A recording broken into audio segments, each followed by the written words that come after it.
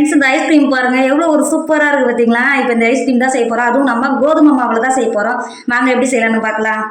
Hi friends, welcome to Kerala சமையல். இந்த கேரளா சமையலில் நம்ம கோதுமை மாவு வச்சு சூப்பரான ஒரு ஸ்ட்ராபெரி ஐஸ்கிரீம் தான் செய்ய போகிறோம். வாங்க எப்படி செய்யலாம்னு பார்க்கலாம். ஃப்ரெண்ட்ஸ், நம்ம இன்றைக்கி சூப்பரான ஒரு ஐஸ்கிரீம் தான் பண்ண போகிறோம். அது கோதுமை மாவு வச்சு தான் பண்ண போகிறோம். நான் 1/2 லிட்டர் பால் எடுத்திருக்கேன். இதை மாற்றி வச்சுக்கோங்க. நீங்கள் பால் எடுக்கும்போது நல்லா கெட்டியான பால் இருக்கணும், அப்போ தான் ஐஸ்கிரீம் பண்ணும்போது டேஸ்ட் இன்னும் நல்லா சூப்பராக இருக்கும். இப்போ இந்த பாலை மாற்றி வச்சுக்கோங்க. இப்போ சின்ன ஒரு பவுல் வச்சுக்கோங்க. ஃப்ரெண்ட்ஸ், இப்போ ஒரு பவுல் வச்சுக்கோங்க. இதில் 1.5 டேபிள் ஸ்பூன் கோதுமை மாவு சேர்த்துக்கோங்க. இந்த ஐஸ்கிரீமை நம்ம கோதுமை மாவில் தான் செய்ய போகிறோம். ஆனால் யாருமே கோதுமை மாவில் செஞ்சுன்னு சொல்ல மாட்டாங்க, அந்த அளவுக்கு நல்லா டேஸ்ட்டாக இருக்கும். இப்போ 1.5 டேபிள் ஸ்பூன் கோதுமை மாவு சேர்த்து கொடுத்துக்கோங்க. சேர்த்து கொடுத்துட்டு நம்ம ஏற்கனவே பால் எடுத்து வச்சுருக்கோம் பார்த்தீங்களா, இதிலேருந்து 5 டேபிள் ஸ்பூன் பால் சேர்த்துக்கோங்க. ஸ்பூன் பால் சேர்த்துக்கோங்க. சேர்த்துட்டு நல்லா கலந்து கொடுத்துக்கோங்க. கெட்டி எதுவும் இல்லாமல் கலந்து கொடுத்துக்கோங்க. ஃப்ரெண்ட்ஸ், நீங்கள் கலந்து எடுக்கும்போது கெட்டி எதுவும் இல்லாமல் கலந்து வச்சுக்கணும். இப்போ ஒரு ஓரமாக மாற்றி வச்சுக்கோங்க. இப்போ ஒரு பாத்திரம் வச்சுக்கோங்க. நம்ம 1/2 லிட்டர் பால் எடுத்துருக்கோம் இல்லையா, அந்த பாலை இந்த பாத்திரத்தில் சேர்த்து கொடுத்துக்கோங்க. இப்போ பால் அடுப்பில் வச்சுட்டு பால் லைட்டாக கொதிக்க விடுங்க. ஃப்ரெண்ட்ஸ், இப்போ பாருங்கள், பால் லைட்டாக சூடாகி ஆவி வருதுங்களா. இப்போ இந்த ஸ்டேஜில் 1/2 கப் சக்கரை சேர்த்துக்கோங்க. நீங்கள் கண்டென்ஸ் மில்க் சேர்க்குற மாதிரியா இருந்தால் 3/4 கப்பு கண்டென்ஸ் மில்க் சேர்த்துக்கோங்க. டேஸ்ட் இன்னும் நல்லா சூப்பராக இருக்கும். சக்கரை சேர்த்து கொடுத்துட்டு நல்லா கலந்து கொடுத்துக்கோங்க. சக்கரை நல்லா கரைஞ்சி பாலை நல்லா கொதிக்க விடுங்க. ஃப்ரெண்ட்ஸ், இப்போ பாருங்கள், சக்கரை நல்லா கரைஞ்சி பால் நல்லா கொதிக்க ஆரம்பிச்சிருச்சு. நம்ம முன்னாடியே கரைச்சி எடுத்து வச்சுருக்கோம்ல கோதுமை மாவு, இப்போ இந்த ஸ்டேஜில் உள்ள சேர்த்துக்கோங்க. நீங்கள் சேர்க்கும்போது நல்லா இந்த மாதிரி ஸ்பூனை வச்சு நல்லா கலந்துட்டு அதுக்கப்புறம் உள்ள சேர்த்துக்கோங்க. கெட்டி எதுவும் இல்லாமல் இருக்கும். ஸ்பூனை வச்சு நல்லா கலந்து கொடுத்துக்கோங்க. கோதுமை மாவு பட்டுன்னு நல்லா கெட்டியாகி வரும். இப்போ கைவிடாமல் கலந்து கொடுத்துக்கிட்டே இருங்க. கலந்து கொடுத்து நல்லா கோதுமை மாவு வந்து நல்லா கொதிக்க விடுங்க பாலை.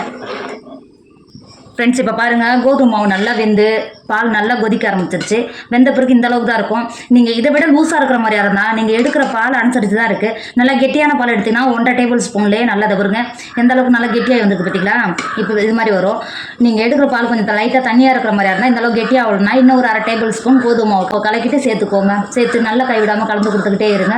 நம்ம கோதுமை நல்லா வெந்து இந்த அளவுக்கு நல்லா கெட்டியாகி வருது பார்த்தீங்களா. நீங்கள் கோதுமை மாவு சேர்த்த உடனே கைவிடாமல் கலக்கிட்டே இருக்கணும். ஏன்டா அது சட்டுட்டு நல்லா கெட்டியாகி வரும். அடியில் நல்லா பாத்திரத்தோடு நல்லா ஒட்டி பிடிச்சிக்கும். நல்லா கைவிடாமல் கலந்து கொடுத்துக்கிட்டே இருக்கணும். இப்போ இதை பார்த்தீங்களா நல்லா கெட்டியாகி வந்திருக்கு. இதை அடுப்புலேருந்து இறக்கிட்டு வேறு ஒரு பாத்திரத்துக்கு மாற்றி வச்சுக்கோங்க. நீங்கள் வேறு ஒரு பாத்திரத்துக்கு மாற்றி வச்சுக்கோங்க, சீக்கிரமாகவே நல்லா ஆறிடும். இப்போ வேறு ஒரு பாத்திரத்துக்கு மாற்றி வச்சுக்கோங்க. ஃப்ரெண்ட்ஸ், இப்போ பாருங்கள், கோதுமை மிக்சர் எந்த அளவுக்கு நல்லா ஆறி இருக்குது பார்த்தீங்களா. இப்போ ஒரு மிக்ஸி ஜார் எடுத்துக்கோங்க. நல்லா ஆறி இருக்குது பார்த்தீங்களா. அந்த கோதுமை மிக்சரை உள்ள சேர்த்துக்கோங்க. மிக்சியில் சேர்த்து கொடுத்துக்கோங்க. சேர்த்து கொடுத்துட்டு 1/4 டேபிள் ஸ்பூன் வெனிலா எசன்ஸ் சேர்த்துக்கோங்க. நம்ம ஸ்ட்ராபெரி ஐஸ்கிரீம் செய்கிறதுனால 1/4 டேபிள் ஸ்பூன் வெனிலா எசன்ஸ் கரெக்டாக இருக்கும். நான் ஸ்ட்ராபெரி கிறிஸ்தா எடுத்துருக்கேன் அங்கே பார்த்தீங்களா. இப்போ இதில் ஒரு 3 ட்ராப் சேர்த்துக்கோங்க. வாசனையும் நல்லா கலர் கொடுக்கும். சேர்த்து கொடுத்துக்கோங்க. சேர்த்து கொடுத்துட்டு மிக்ஸி மூடி நல்லா ஒரு டைம் நல்லா அரைச்சி எடுத்துக்கோங்க. ஃப்ரெண்ட்ஸ், இப்போ பாருங்கள், நம்ம மிக்சியில் போட்டு அரைச்சி எடுத்த உடனே எவ்வளோ ஒரு கலர்ஃபுல்லாக எவ்வளோ ஒரு சூப்பராக இருக்குது பார்த்தீங்களா. இது திறக்கும் போதே ஸ்ட்ராபெரியோட வாசனை அவ்வளோ ஒரு சூப்பராக இருக்கும் பார்த்தீங்களா. இது நீங்கள் வீட்டில் செஞ்சோன்னா யாருமே நம்ப மாட்டாங்க, அதுவும் கோதுமை மாவில் செஞ்சோன்னா யாருமே நம்ப மாட்டாங்க. ஃப்ரெண்ட்ஸ், இப்போ ஒரு பாத்திரம் வச்சுக்கோங்க. நீங்கள் பாத்திரம் எடுக்கும்போது ஐஸ்கிரீமோட மூடி இருக்கணும், அப்போ தான் நல்லாயிருக்கும். இந்த இருக்குது பார்த்தீங்களா, இந்த பாத்திரத்தில் நம்ம அரைச்சி எடுத்துருக்கோம்ல, மிக்சரை உள்ள சேர்த்துக்கோங்க. பாத்திரத்தில் சேர்த்து கொடுத்துட்டு மூடிக்கோங்க. மூடிட்டு இது ஒரு 2 மணி நேரம் ஃப்ரிட்ஜில் வச்சுக்கோங்க. நம்ம திரும்பவும் மிக்ஸியில் போட்டு அரைச்சிட்டு திரும்ப மாற்றி வைக்கணும், அப்போ தான் இன்னும் நல்லா க்ரீமியாக இருக்கும். இப்போ இதை ஃப்ரீசரில் 2 மணி நேரம் வச்சுக்கோங்க. இப்போது ஐஸ்கிரீம் வச்சு 2 மணி நேரம் ஆகிடுச்சு. இப்போ பாருங்க எப்படி இருக்குது பார்த்தீங்களா. இப்போ ஒரு கரண்டியை வச்சு இந்த பக்கம் 4 பக்கம் தள்ளி வச்சுக்கோங்க. நல்லா ஜில்லுன்னு இருக்குது, அடியில் ஐஸ் ஆகிருக்கு, மேலே மட்டும் தான் அப்படி இருக்குது.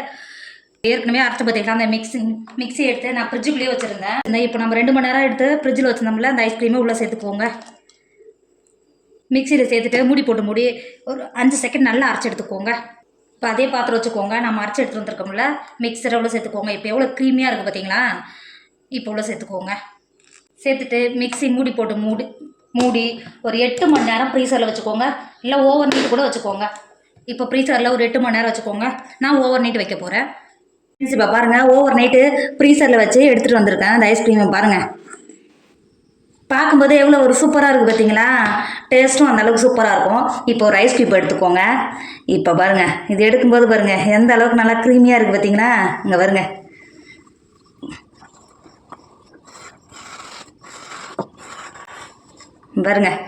எவ்வளோ ஒரு க்ரீமியாக எவ்வளோ ஒரு பார்க்குறதுக்கு எவ்வளோ ஒரு சூப்பராக இருக்குது பார்த்தீங்களா. இப்போது எடுத்த ஐஸ்கிரீமை இந்த ஒரு பாத்திரத்தில் சேர்த்துக்கோங்க. ஃப்ரெண்ட்ஸ் இப்போ பாருங்கள், நம்ம ஐஸ் க்யூப்பில் எடுத்து வச்சுருக்கோம். இந்த ஐஸ்கிரீம் பார்க்கவே எவ்வளோ ஒரு சூப்பராக இருக்குது பார்த்தீங்களா. கலரும் வாசனையோட இந்த ஸ்ட்ராபெரி வாசனையோட அந்த அளவுக்கு டேஸ்ட்டாக இருக்கும்.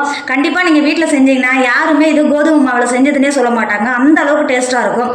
கண்டிப்பாக நீங்களும் ட்ரை பண்ணுங்கள். என்னோட வீடியோ உங்களுக்கு பிடிச்சிருந்தா உங்கள் ஃப்ரெண்டு உங்கள் ஃபேமிலிக்கு ஷேர் பண்ணுங்கள். மறக்காமல் கேரளா சமையலை சப்ஸ்கிரைப் பண்ணிக்கோங்க. தேங்க்யூ.